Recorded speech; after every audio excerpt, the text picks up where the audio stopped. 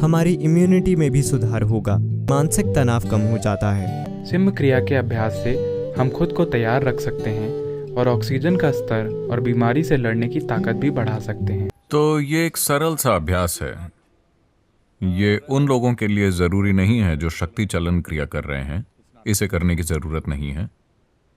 लेकिन अगर आप शक्ति चलन क्रिया सुबह कर रहे हैं तो आप इसे शाम को कर सकते हैं, या अगर दोपहर में थोड़े भूखे हैं तो आप कर सकते हैं। वरना आप में से वो लोग जिन्हें कोई दूसरी शक्तिशाली प्रक्रिया नहीं आती, इससे मदद मिलेगी। एक बात तो यह है कि यह आपके फेफड़ों की क्षमता को बढ़ाएगा। दूसरी बात यह है कि आपकी इम्यूनिटी को बेहतर करेगा। और सबसे बढ़कर, अगर आप इसे आज कर पाते हैं और अगर आप इसे अगले 5 दिन कर पाते हैं और अचानक एक दिन आप इसे नहीं कर पाते, तो इसका मतलब है कि निश्चित रूप से आपको सांस से संबंधित कोई समस्या हो गई है।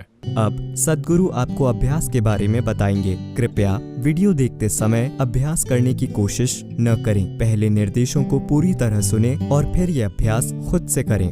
तो किया ये जा रहा है कि आपको पालथी लगाकर बैठना होगा। आप जिस भी तरह से बैठ सकें, आपका शरीर जिसकी भी अनुमति दे, और फिर दोनों बाहों का उपयोग करके इसे इस तरह से ऊपर उठाइए कि आपका पंजर डायफ्राम के हिस्से से ऊपर उठ जाता है। इसमें यह शामिल है कि आपको अपनी जीभ को पूरी तरह से बाहर स्ट्रेच करना है, अपने मुंह को पूरी तरह से खुला रखते हुए, और फिर जितनी ताकत के साथ हो सके सांस अंदर लें और बाहर छोड़ें, पेट को झटका दिए बिना, लेकिन ताकत के साथ अंदर लेना है और बाहर छोड़ना है। सांस अंदर भी और बाहर भी 21 बार। और जब ये हो जाए, आप अपनी जीभ को ऊपर की ओर घुमा लें। इसे उतना पीछे ले जाएं जितना आप ले जा सके, और अपना मुंह खुला रखते हुए फिर से उसी तरह सांस लीजिए। सांस अंदर, सांस बाहर, जितनी हो सके उतनी ताकत से, लेकिन अपने गले में दबाव पैदा करके आपको इस तरह से आवाज निकालनी होगी। यह महत्वपूर्ण है कि आप गले में, अपने गले के गड्ढे में दबाव पैदा करें और आवाज निकालें। और सांस अंदर, सांस बाहर, पूरी तरह से सांस बाहर, पूरी तरह से सांस अंदर, जितना हो सके उतनी ताकत के साथ, लेकिन पेट को झटका दिए बिना 21 बार, और जीभ को ऊपर घुमाकर। पूरी प्रक्रिया के दौरान आपने अपनी आंखें बंद रखी हैं। आप पूरी सांस लीजिए और सांस को रोककर बस यूं ही बैठिए 1 मिनट के लिए।